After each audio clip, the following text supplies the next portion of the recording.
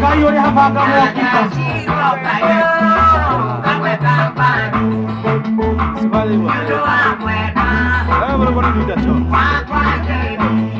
Ajoni rutako pia ndio. Alafu sasa. Sawa sawa.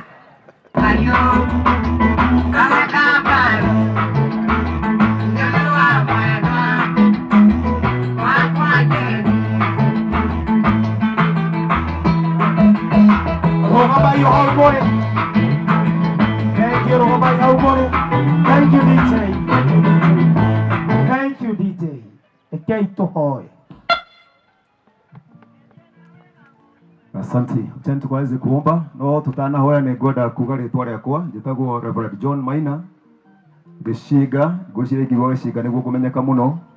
Na geshiga ni muthuri umwe mari urata munene muno na muthuri uyu gwitwo SK Maina Gadashi nake. Wafatana thienda igwa akimugweta muno na iri twirigaine na muthuri ukomete haha. Ndamuririkanirie na akiririkana my father. Kijira ni mainete Dashi muno nake. Riku uguo ngioka haha ndioka tutamuhunjia.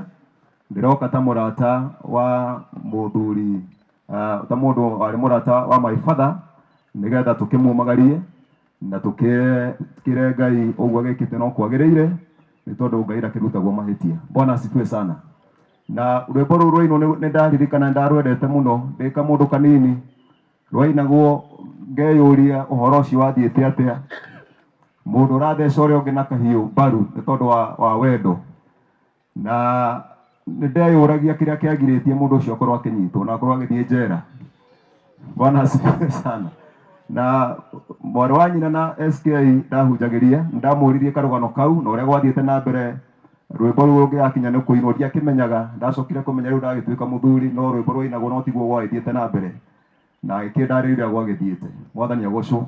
Kwa hivyo tunajua kwamba tunasindikiza shujaa na mtu ambaye alikuwa na sifa na alikuwa amejulikana, na kwa hivyo tunajivunia sana hata katika upande huu kwa sababu ya kutoa shujaa anayejulikana katika taifa letu lote la Kenya, na tunamshukuru Mungu. Kwa hivyo ningetaka tuweze kuomba ili tukaweze kuendelea na igogona na Ngai turathima. Acha tukaweze kuomba. Baba wa mbinguni, katika jina la mwanako Yesu Kristo, nimesongea mbele zako adhuhuri hii ya leo Mfalme, ili tupate kulitukuza na kulinua jina lako. Tunasema ni asante kwa sababu ya kipawa cha uhai. Tunalibariki jina lako Mfalme wa mbinguni, na tunasema ni asante pia kwa sababu ya kusimama pamoja nasi hata wakati wa msiba huu. Tunasema ya kuwa Mungu wa rehema haujatuficha uso wako. Asante pia kwa sababu ya jamii hii, umesimama pamoja na wao Mfalme, umewapatia nguvu na umewavuta machozi. Jina lako litukuzwe na jina lako liinuliwe. Tunaomba Bwana wa rehema ukazidi kusimama pamoja na wao, kazidi kuwapatia furaha itokanayo kwako hata wakati wa huzuni, hata wakati wa machozi, kwa sababu Mfalme unaweza kufanya hivyo. Wakati Lazaro aliaga dunia kulikuwa na machozi katika familia yao, lakini ulipoingia katika ile boma, neno lako linasema ya kwamba mahali kulikuwa na machozi kukaweza kuwa na furaha mara tena. Hivyo ndivyo tunavyoomba katika familia hii, ya kuwa Mungu wa mbinguni utaleta furaha ijapokuwa kuko na machozi, ijapokuwa kuko na kifo, kwa utukufu wa jina lako Mfalme. Tunapoendelea ama tunapoanza kutoa dhabihu hii ili tukaweze kumsindikiza mmoja wetu ambaye ametuaga, tunaomba ukaweza kuwa pamoja nasi.